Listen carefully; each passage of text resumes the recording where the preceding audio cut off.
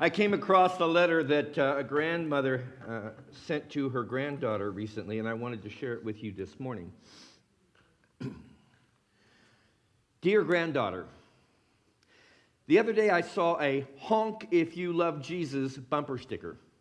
I was feeling particularly sassy that day because I had just come home from a thrilling choir performance, followed by a thunderous prayer meeting, so I bought the sticker and I put it on my bumper. Boy, am I glad I did. What an uplifting experience was to follow.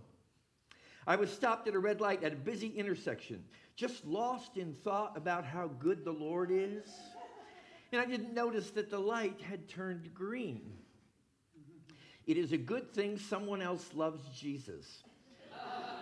Because if he had not honked, I'd never have noticed that the light had actually changed.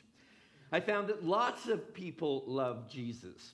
While I was sitting there, the man behind me started honking like crazy, and then he leaned out his window and screamed, "For the love of God, go, go, go! Jesus Christ, go!" What an exuberant cheerleader he was for Jesus. Soon everybody started honking. I just leaned out my window to wave and smile at all those loving people. I even honked my own horn a few times to share in the love. There must have been a man from Florida behind me because I heard him yelling something about a sunny beach. I saw another guy waving in a funny way with only his middle finger stuck up in the air. I asked my teenage grandson, who was in the back seat, what that meant, and he said it was the Hawaiian good luck sign. Well, I've never met anyone from Hawaii, so I leaned out the window and gave him the good luck sign right back. My grandson suddenly burst out in laughter. Why, even he was finding the joy of the Lord in this experience. A couple of people were so caught up by the joy of the moment that they got out of their cars and started walking toward my car. I bet they wanted to pray or probably ask what church I wanted to attend. But by this time, I noticed the light had already changed again, so I waved at all my brothers and sisters, grinning, and drove through the intersection, only to notice that I was the only car that got through the yellow light before it turned red again. So I felt kind of sad that I had to leave all these beloveds with whom I had shared such a wonderful experience. For that reason, I slowed down the car, leaned out the window, and gave them all the Hawaiian good luck sign just one last time before I drove away. Praise the Lord for such wonderful people in this world. Love, Grandma. I just like that story, and this morning is my last Sunday with you for a while, and I wanted to share that for the laughter, but also to help us remember that we each indeed do live in a world of our very own. Before I go any further, I want to take this moment to thank Reverend Erin and to thank truly each and every one of you, because being with you actually since last November here and there and now and then, but most especially these past 3 weeks, has been so personally rewarding to me. To be back on the home ground of Unity Village and to be in the presence, as was shared just a moment ago, with like-minded individuals who are in search of a new and better way of living than what we've known in the past. I thank you for this opportunity, and I salute each one of you for the work that you are doing individually to change your own mind and your own consciousness, and thus, in no small way, to change the world.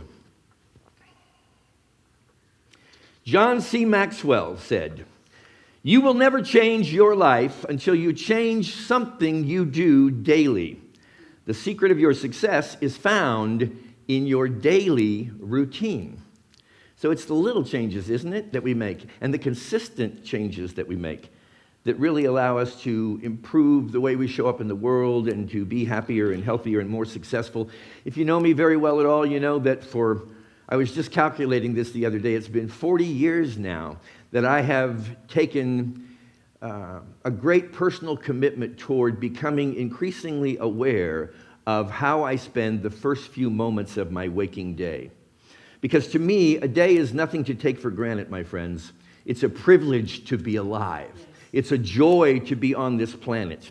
And with all of the challenges we may face personally or collectively as a human family, it's still a beautiful life. Don't you agree? a beautiful life. So every morning when we wake up, it is our opportunity to recognize the miracle that's at hand simply because we opened our eyes.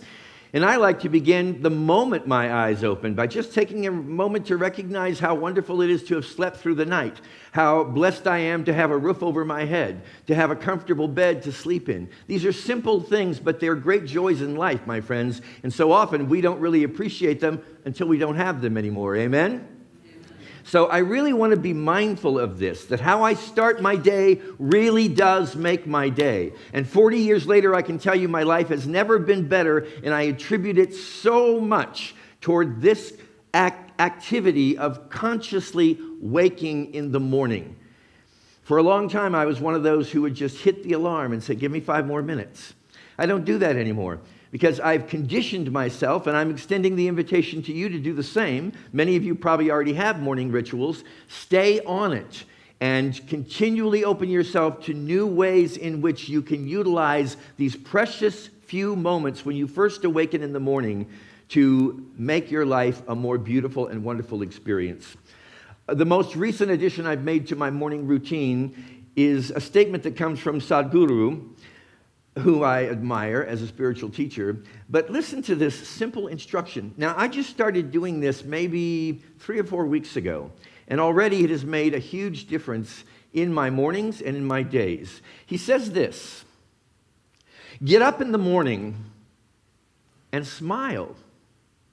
First thing, a smile happens because something is happening within you, not because somebody is coming in front of you. So first thing in the morning, smile. It only takes 20 seconds. Just give this a try, my friends. As soon as you can consciously recognize that you're awake and another day is beginning, just take a moment to put a smile on your face.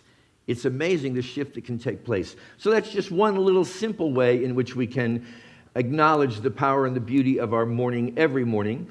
As you enter into your practice of becoming more aware of how you wake up, I encourage you to ask for help. Remember that you have an authentic nature that indwells you. In Unity, we refer to that as the Christ presence.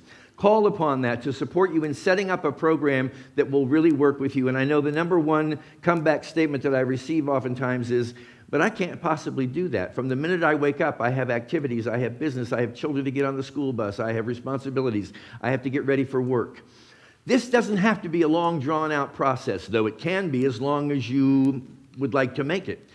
It can be done in 5 minutes, 10 minutes, 15 minutes. It doesn't take forever. I'm telling you, as I've said many times before, this is the best investment you can possibly make. Just simply become more aware of how you're waking up in the morning. I started, as I said, this practice back in 1983 with a goal book, because I read somewhere that if you wanted to make your dreams come true, put them in writing, number one. Number two, review them on a daily basis, or as often, as frequently as you can. So I began to employ that practice in a goal book, and all the goals that I was holding in my mind and for my life were listed in this book, along with the steps and the timetables and everything by which they were going to be accomplished. And this worked really, really well for me for about a decade. Mostly in terms of acquiring physical acquisitions and acknowledgments and recognitions that I was seeking from the world outside of me. I did that, as I say, for about 10 years, and then finally I began to realize there's got to be something more to this. The practice is valuable, but I am looking for something greater than just physical manifestation. But as I told you a couple weeks ago, it works regardless. Whatever you put into your mind first thing in the morning will generate a momentum that continues through your day and that can express in your lifetime. So eventually I went from this goal book then, about 10 years later, to a concept I call the morning book. And in the morning book, I'm basically just writing into it. For me, for many years, when I was with you last November, I still had a printed copy of this book because I like the tangible nature of that. But I've come to realize I live in the modern age of technology, put it into electronic format, and I've really enjoyed that. So I don't have it with me this morning to share with you.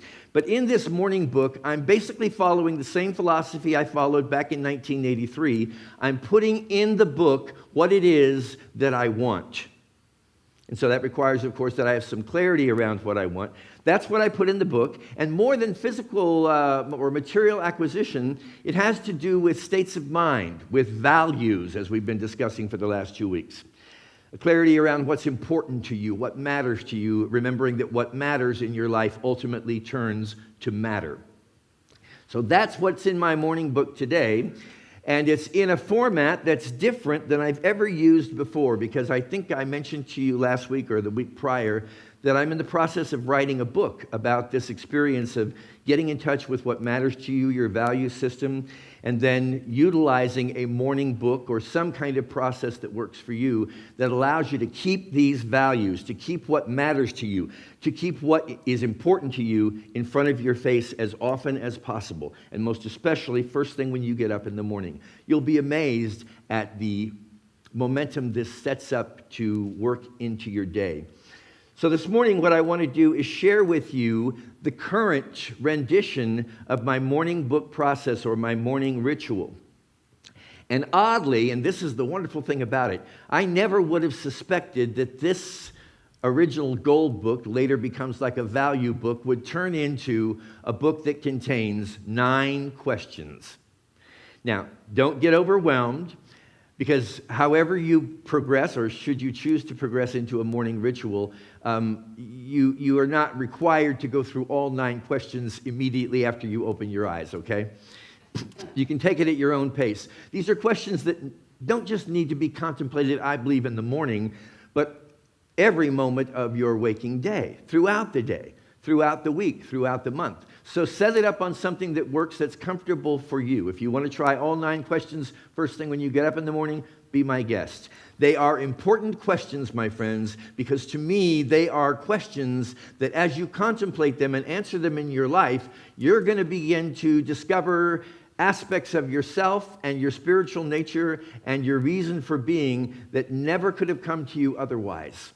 Simply because you're deciding these questions, if you should choose to decide this, are important to you and you want to stay with them. The questions, by the way, were given to you when you arrived. Hopefully, did everybody get this morning's handout, or did anyone not get a handout when you came in today? Awesome. So everybody's got the questions right in front of you. So let's take a look at those questions, shall we? And the first one I would encourage you to go with, if you're just going to try to sample this experience a bit. What am I loving? For me, I've come to believe that love and gratitude are close companions. So I can ask, what am I loving? And I can also say, what am I most grateful for? Just say thanks. I don't know if you remember when I was with you last November, I talked about this, the importance of gratitude in our lives. The importance of realizing that gratitude and love are such close companions. And asking yourself, what am I loving right now? What am I most grateful for? Just take a moment when you first get up in the morning to say, what can I give thanks for and what can I love in this moment right now in my own life and in my own conscious awareness? And take a moment, if you can, to write down just a few things that you are feeling especially grateful and loving toward. The second question is, what am I thinking? Do you remember when we had the lesson on the Mind movie a number of weeks, if not a couple months ago? The Mind movie. The Mind movie is the recognition that everything you are holding in the content of your consciousness in any given moment, my beloved friends, is projecting outward as an experience in your life, whether you realize it or not. That is a basic law of the universe. And in Unity, we refer to that as the law of mind action. Thoughts held in mind produce after their kind. So can you take a moment when you first awaken in the morning to just ask yourself, what am I thinking?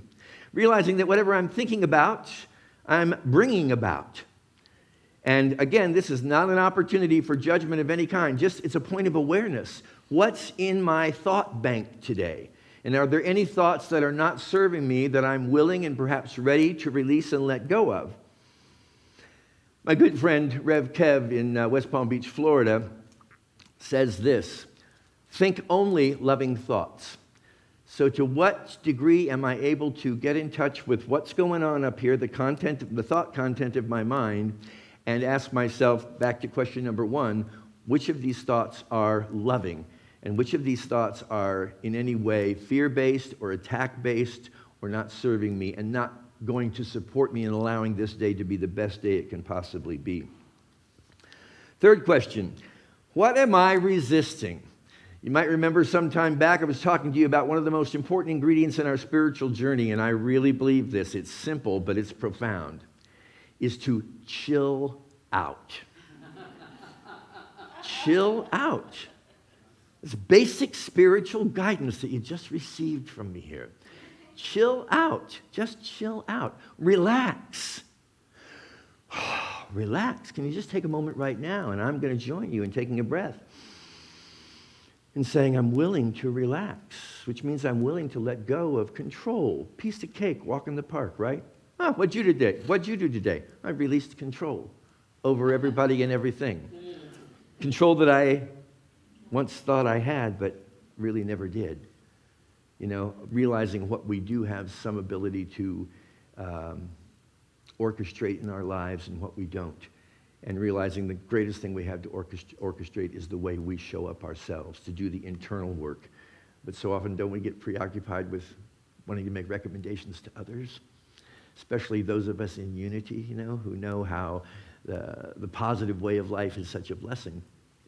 So this is about just chilling out, letting go of control, and being open to experiencing total relaxation. You see, we believe that so much of what happens on this planet has to do with our personal actions. And I'm not discounting the value of personal action. That's important, and I realize it. What I am saying is that personal action needs to have its origin in an openness and a receptivity to spiritual guidance. So in many ways, it's not even you that's taking the action. It's not even personal action. You're opening yourself. You can't open yourself if you're all uptight and your fists are clenched. You've got to let go. You've got to release. You've got to relax. And you've got to allow. Allow. So now I'm setting myself out of the way so that I can be the conduit that I'm designed by nature and by spirit and by the universe to be, so that ideas are flowing through me. You know, there's a difference between thinking your own idea and receiving an idea from your authentic nature and from spirit. And you know, when you receive an idea, rather than trying to concoct or create an idea on your own, these ideas are very, very potent. They're very powerful, and they can change your life. And they're the kind of stuff that changes lives on a very large scale. But you've got to be open. You've got to chill out. So when you get home today and somebody asks you, what did you learn when you went to Unity Village Chapel? You just say, chill out. Chill out. Relax. Allow. It's there for us, my friends, but it's difficult for the presence of God to work through an uptight individual. It can be done, but it's difficult. So you say, what's preventing me from total relaxation here? And can I let it go? Next question is, what am I blaming? Remember when we had the topic, the blame game? And we talked a little bit about how seems like a natural human tendency to identify the problems and challenges in our life and then determine who the guilty parties are that have put us in this predicament and blame them. And so a lot of us go through our life saying, well, I could be happy if it weren't for this, if it weren't for that, or if it weren't for my spouse, or for my children, or for my whomever it might be.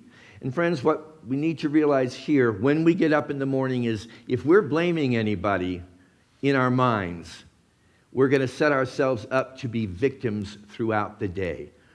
That sounds harsh, but I tell you it's the truth, because victimization is the result of any individual at any time determining for themselves that someone else is responsible for their happiness or for their predicament in life.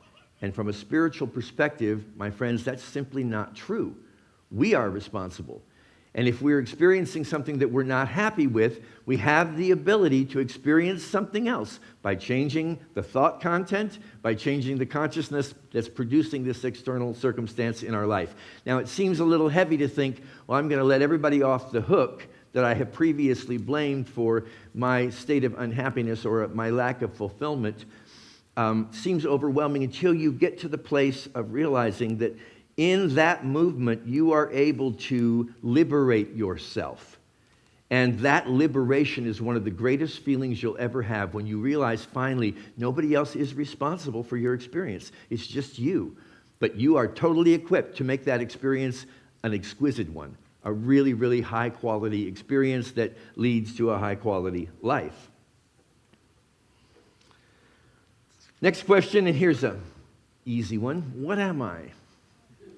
What am I? And if you remember, we talked about identity theft, and that in some ways all of us have been victims of identity theft. We've been subject to identity theft because we have surrendered our real identity, what I'm calling our authentic nature.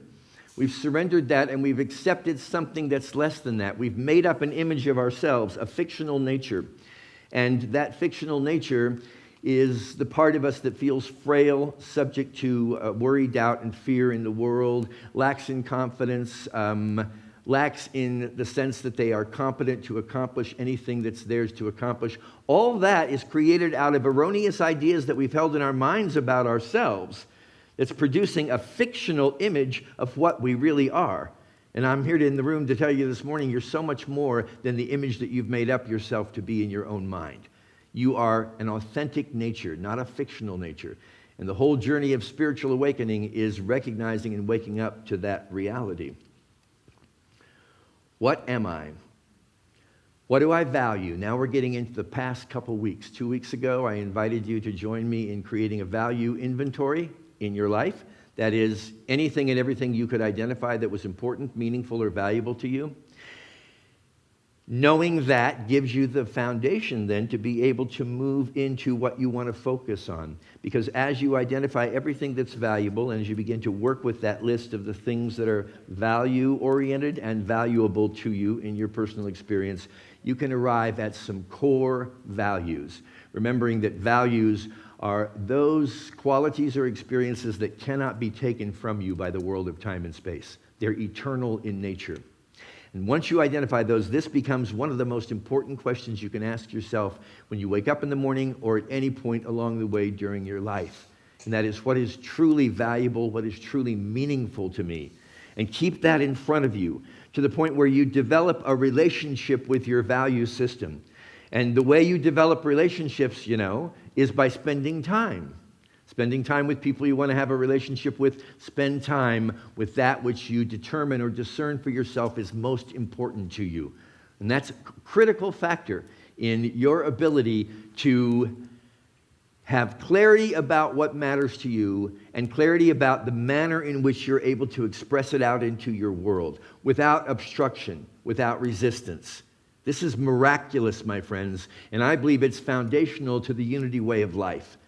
Taking responsibility for our experience and realizing the potency of our own minds and our own thought systems as we experience what we produce to be our own movie in life.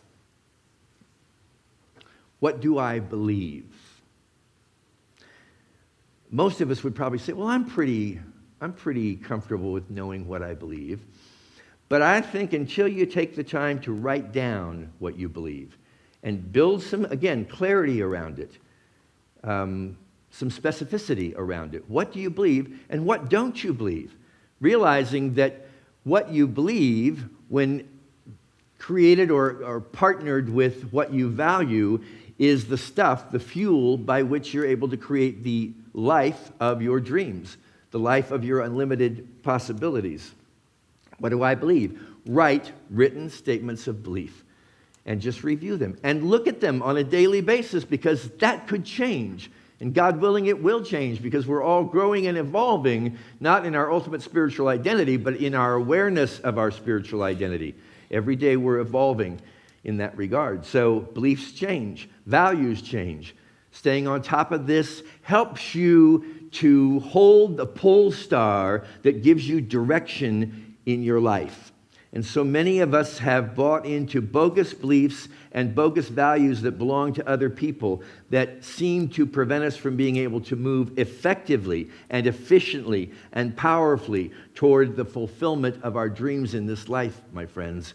And I'll tell you, that's not necessary. See, what we're doing in this room this morning is we're here to learn a new way.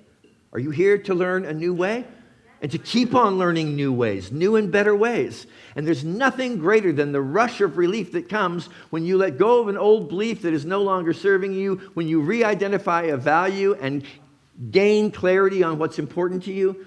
There's no stopping these individuals. And they're all around us in this life. They are life's most successful and most fulfilled individuals. And finally, what am I waking up to? This is about the art of awakening.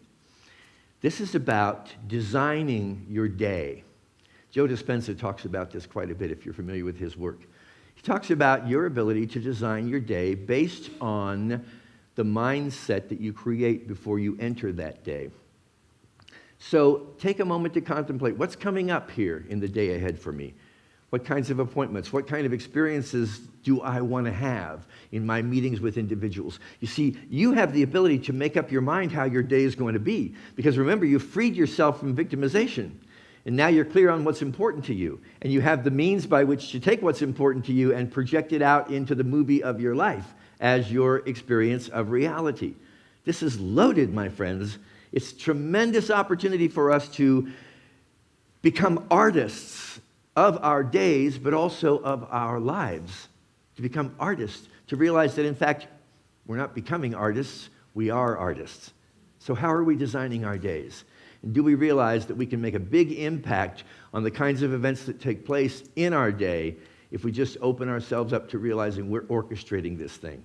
You can make up your mind when you first get up in the morning how you want this day to be. And that's the kind of power and authority that you hold within yourself as a child of God. Bring it forth into fuller manifestation. So here's the recipe to make a long story a little bit shorter.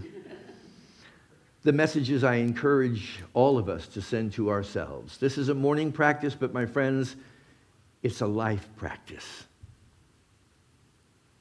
Let love lead your life. Monitor your thoughts. Relax, relax, relax. Avoid victimization. Remember who you are. Know what matters. Focus only on what you want. Know what you believe. Create your day and create your life. I don't want to make an exclusive group out of anybody. And I'm not going to do that with all of you in this room this morning. But what I will say to you is that I believe that every one of you, through the experiences of your life, have presently arrived in this room this morning. And that's not by accident. You're ready to take up the reins of living your life in a truly empowered way, knowing that the universe is supporting you and guiding you. And it is my prayer to each and every one of you that as you leave this room today, you remember you are chosen by the infinite.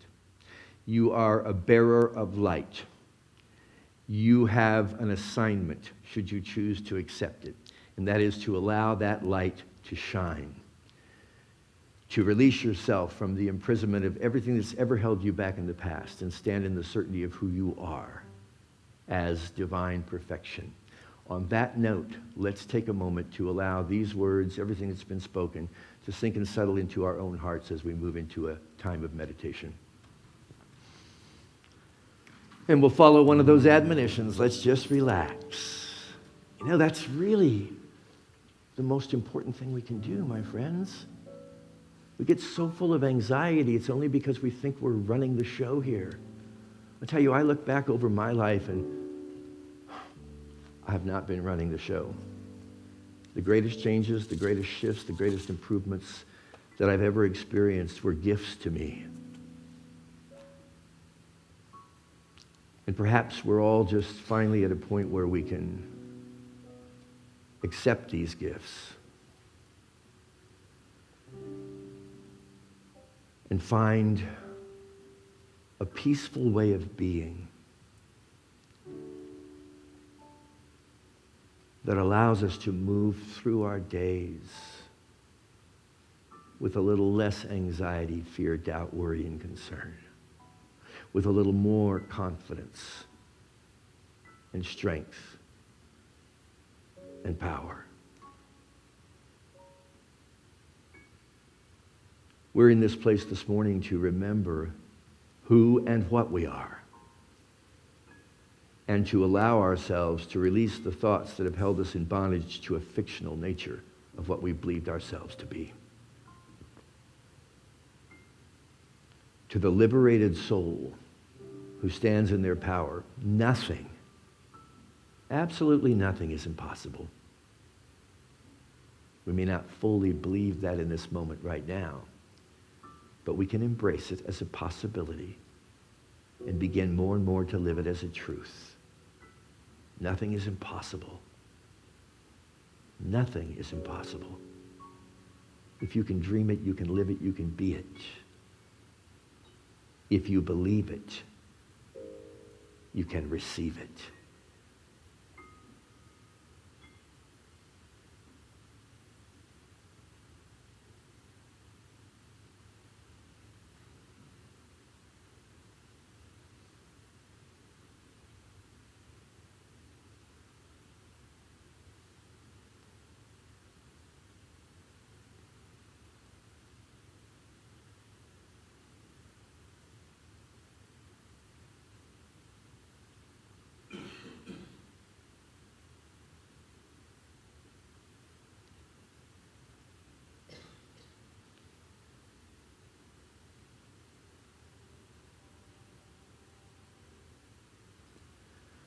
This is the day that the Lord has made.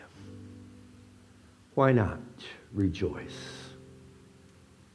Why not be glad in it? Why not make every day of your life a day of beauty? And so it is. Amen.